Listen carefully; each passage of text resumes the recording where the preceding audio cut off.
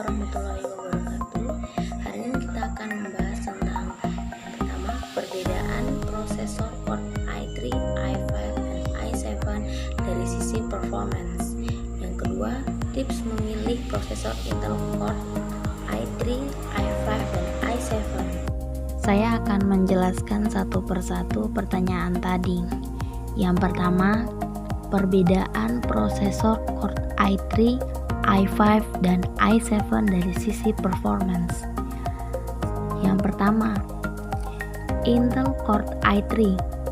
Intel Core i3 tidak dilengkapi dengan hyperthreading karena hyperthreading ini merupakan kemampuan untuk stimulasi jumlah prosesor yang ada, sehingga mau bekerja secara multiproses pada bagian terkecil.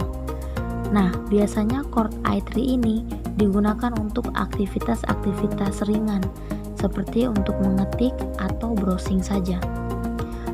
Dan di Intel i3 ini terdapat 2 core. Nah, selain dapat 2 core, di i3 ini mereka juga dibekali dengan turbo boost overclocking. Di mana turbo boost overclocking ini mereka juga berfungsi sebagai peningkat dari kecepatan yang ada di kelas i3 ini. Next, yang kedua, Intel i5. Intel i5 ini sudah mendukung adanya teknologi hyperthreading. Nah, di sini juga terdiri dari 2 prosesor core atau 2 core. Tapi di Core i5 ini juga terdapat quad core, di mana di quad core ini belum mendukung atau belum mensupport adanya teknologi hyperthreading. Nah, berbicara tentang turbo boost overclocking, ini biasanya yang disebutkan adalah kecepatannya atau kemampuannya juga lebih baik dari si Core i3.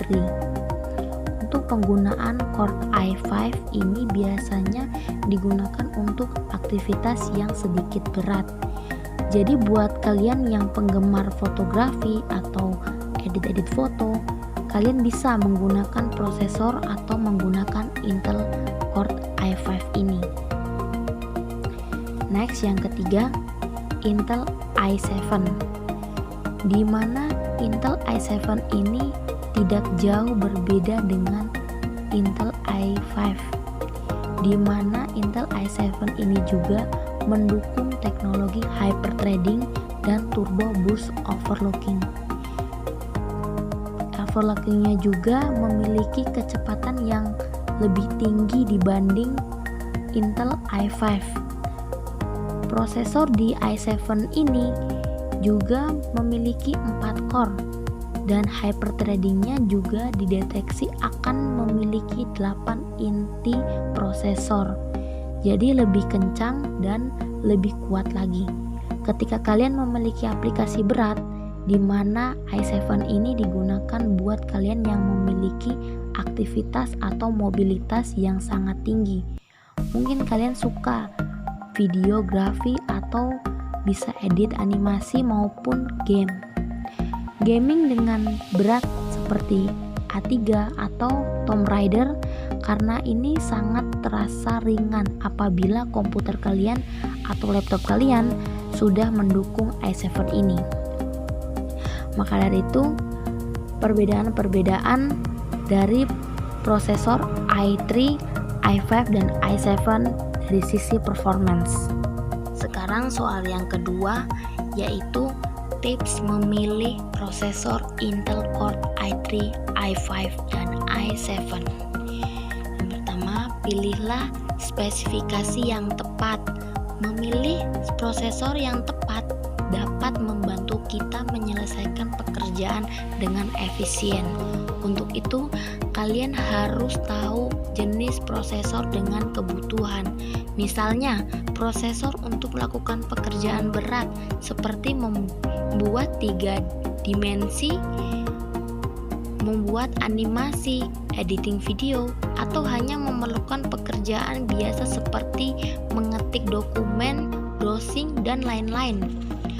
Ada banyak sekali pilihan prosesor Intel seperti Intel i3, i5, i7, bahkan Core i9. Belum lagi di tiap-tiap core terdapat generasi 7, 8, 9, 10, dan seterusnya. Dan belum lagi ada seri Intel Atom, Intel Celeron, dan lain-lain. Membeli prosesor tercepat memang baik, tetapi semakin cepat prosesor Core i7 maka semakin mahal harganya. Sedangkan prosesor dengan Core i3, i5 mumpuni untuk digunakan sehari-hari dengan sangat lancar, sehingga menghemat pengeluaran kalian. Maka dari itu, jika kalian hanya membuat keperluan seperti tugas, browsing, email, atau sambil mendengarkan musik, Anda tidak memerlukan prosesor Intel Core i7 karena kurang tepat, meskipun sangat bisa digunakan, cuma agak memboroskan uang saja. Dan sebaliknya, jika kalian memerlukan komputer atau laptop untuk desain grafis, edit video yang kompleks, atau gamers pro, kalian membeli prosesor Core i3 tentunya tidak memenuhi standar kebutuhan dan hanya akan menghambat kalian dalam pekerjaan. Sebelum memilih prosesor, kalian juga harus kenali komputer yang Anda gunakan, apakah untuk di rumah atau di kantor. Dengan kata lain, kalian harus memilih yang lebih fleksibel untuk dibawa kemana-mana atau cuma di rumah saja. Laptop dan komputer memang berbeda, jadi kalian harus bisa memilih antara dua tersebut, atau mungkin bila kalian membutuhkan keduanya tidak apa-apa. Tetapi sebaliknya, bila kalian tidak mampu, pilihlah sesuai kebutuhan kalian. Jadi baik prosesor i3, i5, atau i7 sama-sama baik digunakan, tetapi tergantung kebutuhan dan keperluan sendiri, entah memilih Core i3, i5, atau i7. Jadi seperti itu tips memilih prosesor mana yang baik digunakan.